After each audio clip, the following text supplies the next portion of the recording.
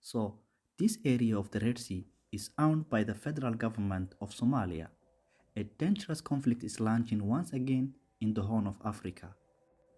This is Ethiopia, Africa's second most populous nation, a landlocked country with more than 130 million people. Ethiopia lost their sea access when Eritrea declared its independence in 1993. Since then, Ethiopia has relied on Djibouti for international trade. They spend $1.5 billion every year in fees just to import and export on Djibouti. So they are in search of an alternative sea access. This is Somalia. It has the longest coastline in Africa. Its water is estimated over 3,800 kilometers, but the country has no powerful government and is suffering since 1991. On Monday, 1st of January 2024, the government of Landlocked Ethiopia has signed a memorandum of understanding with Somaliland. So this is Somaliland, a region of Somalia, a self-declared breakaway republic in northwestern Somalia, but no country on earth has ever recognized Somaliland. Somaliland's President Musa Bihi and Ethiopia's Prime Minister signed a memorandum of understanding in Addis Ababa, Ethiopia. The agreement is granting Ethiopia a commercial and military access to the territory's gateway to the Red Sea.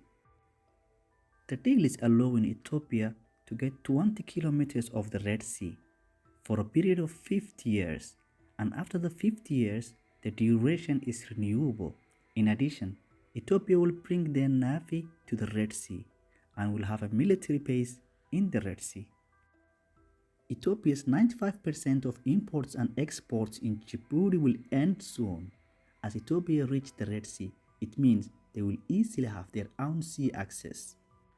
Just after the Memorandum of Understanding was signed, Ethiopia's Prime Minister Abiy Ahmed posted on Facebook saying, "What else can we say except thank you God?" A week before the deal was signed, an Ethiopian official said, "If sea access is not achieved by other means, war is the way."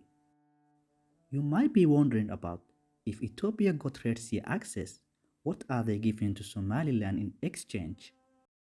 Somaliland, the self-declared but unrecognized region of Somalia, is expecting only two things. First, Ethiopian Airlines will start their flights in Somaliland. Secondly, Ethiopia will be the first country to recognize Somaliland. But none of the two promises has happened yet. Somaliland's President Musa Bihi spoke after the deal was signed. He mentioned that Ethiopia requested to have a military base in the Red Sea, but he never mentioned any trade agreements.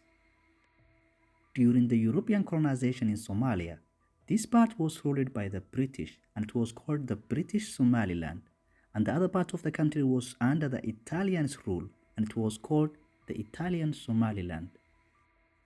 The day after the deal was signed, Somalia has shown an immediate concern and lashes out Ethiopia-Somaliland port deal. Somalia has recalled its ambassador to Ethiopia and vowed to defend its territory. The deal threatens to inflame the tensions between Ethiopia and Somalia. The two countries have territorial and political dispute background, and it all started in the late 1940s when the Somali-inhabited Ogaden region was handed to Ethiopia by the British. The last major war between the two countries took place in 1977. Somalia's aim for the war was regaining the Somali-inhabited Ogaden region and bringing the land under the Somalia's rule, since the British colonies gave the region to Ethiopia. At the time, Ziad Barre was leading the Somali government. Somalia got the upper hand and invaded Ethiopia. The Somali military defeated the Ethiopians and reached near Ethiopia's capital city, Addis Ababa. At the time, Somalia's military was much equipped and stronger than the Ethiopians. But things turned to the other side immediately after the Soviet Union, Cuba, and some other countries came to fight alongside the Ethiopian army. With the help of the Allies, Ethiopia's army succeeded to push back the Somali military. Since then, The Ogaden region stays under the Ethiopian rule.